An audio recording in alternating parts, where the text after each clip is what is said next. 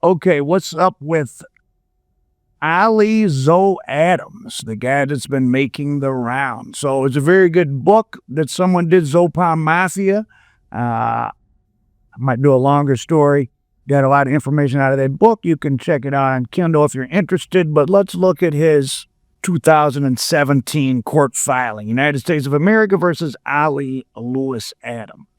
Defendant Adam pled guilty to counts 2 and 8, taking accountability for more than 150 kilos of cocaine. So this was a 2007 case.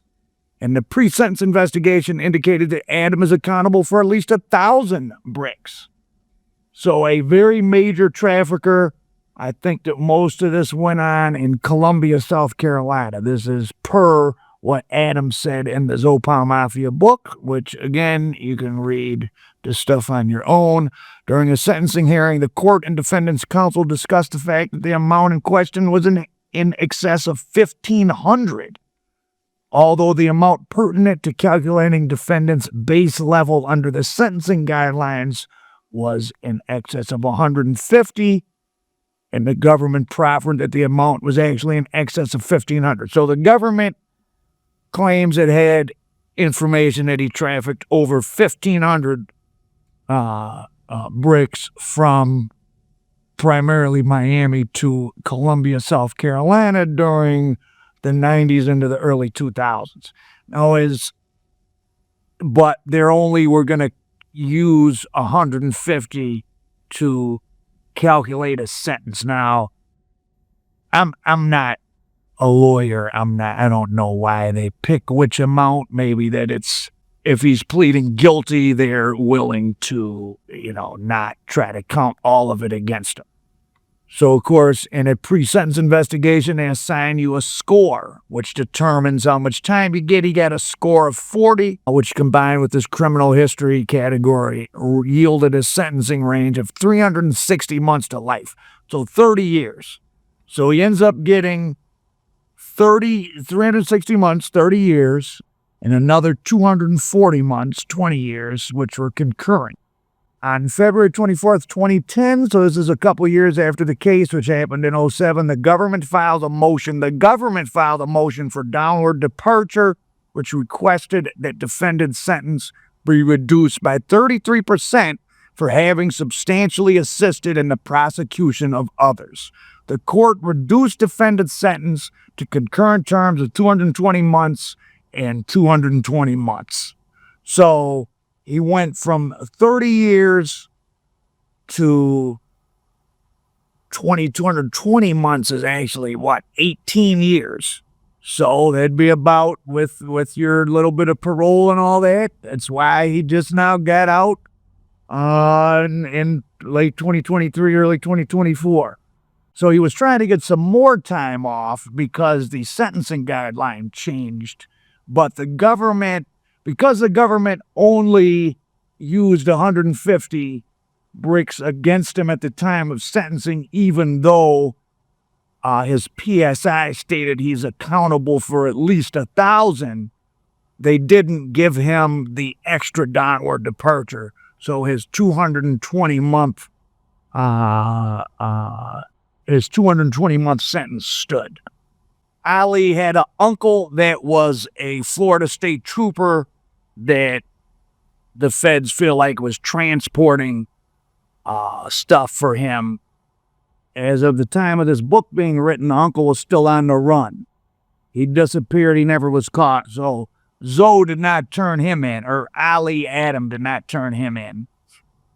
And luckily, basically, for Ali Adam, he was laundering his money with this guy. And this is a very fascinating story. There's a lot of complicated things involving a prince and all sorts of stuff, and I can do a longer story, but this is just a general overview. He started laundering his money by buying properties with a guy named Gary Souffrant. And, of course, what happened in 2007, along with Ali Adam getting indicted for his yayo activities, the mortgage the mortgage market subprime fell apart, of course, driving the U.S. economy almost totally off the rails.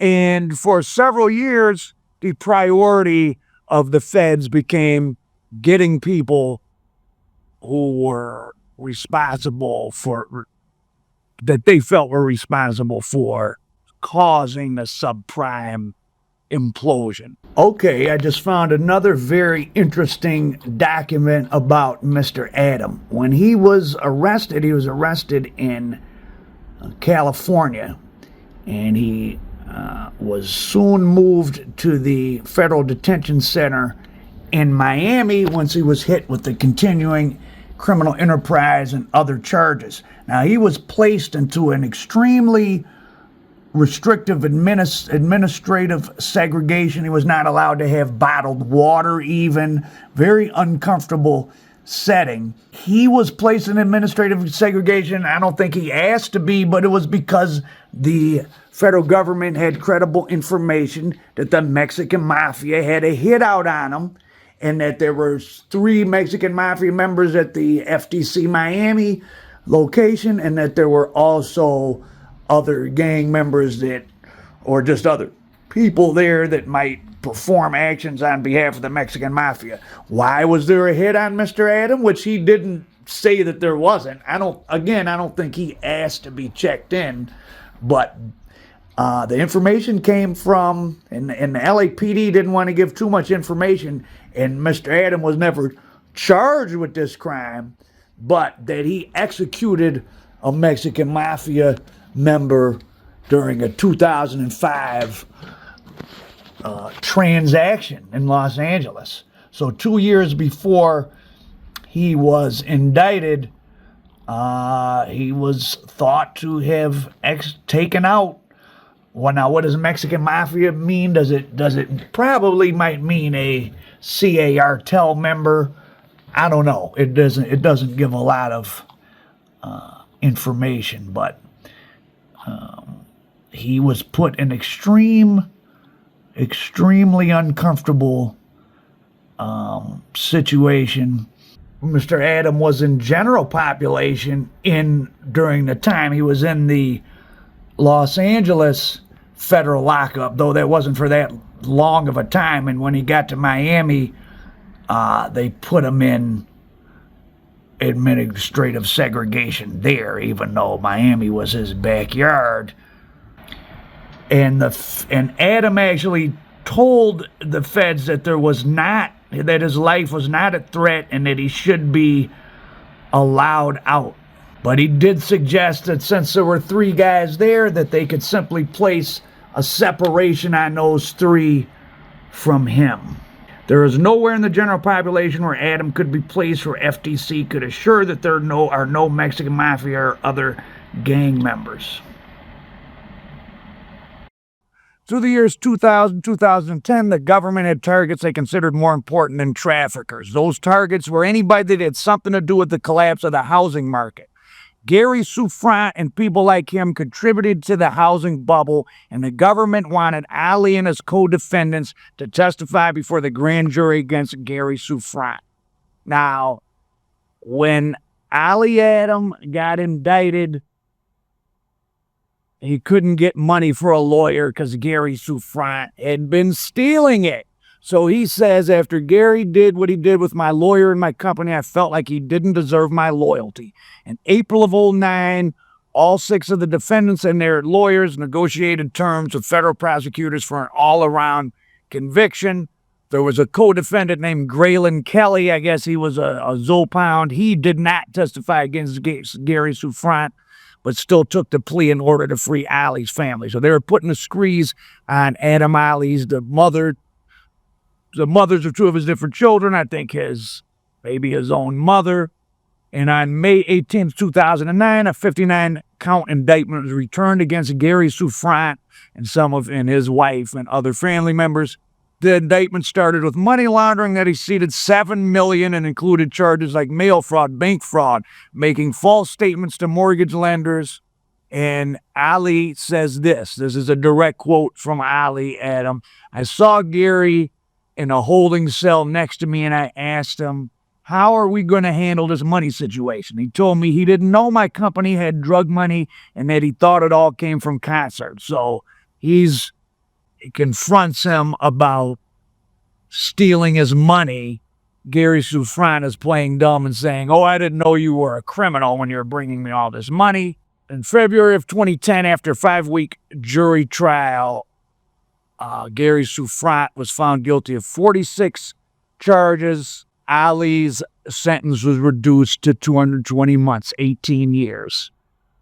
Well, he doesn't hide it. He worked with the author of the book, Mexican Mafia. I have not. So at the sentencing of Gary Souffrant, the judge had this to say: I have not seen the least bit of acceptance of responsibility for your acts or getting other people involved. We read every day in the papers about people who are suffering as a result of the economic problems we're having today. Now the country is in a situation where people can't get mortgages. Gary Souffrant got 2 years more than Ali Adam, who probably is responsible for 1,500 or more kilos, mostly out of Columbia, South Carolina. He didn't hide it. He talks about it. He said the guy that was laundering his money stole from him so he couldn't get a lawyer to protect him and his own family. The feds put the squeeze on his family. He testified against Gary Souffrant in front of the grand jury, and he ended up getting 2 years less than Gary Souffrant. So there's the backstory of Ali Adam. All the other stuff, I don't know, is the case of Jimmy Henchman is also quite interesting. Him and Ali Adam are somehow intertwined. I'm not going to say how because it's hard to figure out. Henchman is doing life. Supposedly, Henchman was trying to work some deal where he was going to tell and get out, but obviously that didn't work out. Remember that lots of guys try to tell without really telling, right? They want to get the reward of a less sentence, but not actually hurt anybody. And sometimes that works for them, and sometimes it doesn't. So a lot of people go in and make talks with the government and then nothing ends up really happening. But A scam alert in Myanmar, where police say they have busted a former pastor for allegedly scamming a woman out of thousands of dollars. Local 10's Rosh Lowe is live to explain how cops say he tricked her. Rosh. We met this 71-year-old woman, Pauline, today at this bus stop in North Miami as she was heading to work as a caregiver. This case is absolutely heartbreaking. That's all I had. I saved that. I saved it penny by penny. 71-year-old Pauline Bryce is devastated. I put it down because I wanted was to get a place to me and my son. I didn't want him on the street. She lost her life savings, thinking she was buying her dream house for her 47-year-old son, who suffers from epilepsy. I haven't heard from him. Sources say Gary Souffrant was a pastor who actually served time for a multi-million-dollar money laundering scheme. Ali Adam was a big trafficker. He kind of lucked up, and the person that was laundering his money was a big person in the South Florida component of the subprime mortgage fraud crimes that the FBI and other federal agents made a high priority, and he used that to his advantage, and he turned 360 months into 220 months. So there's that part of the story.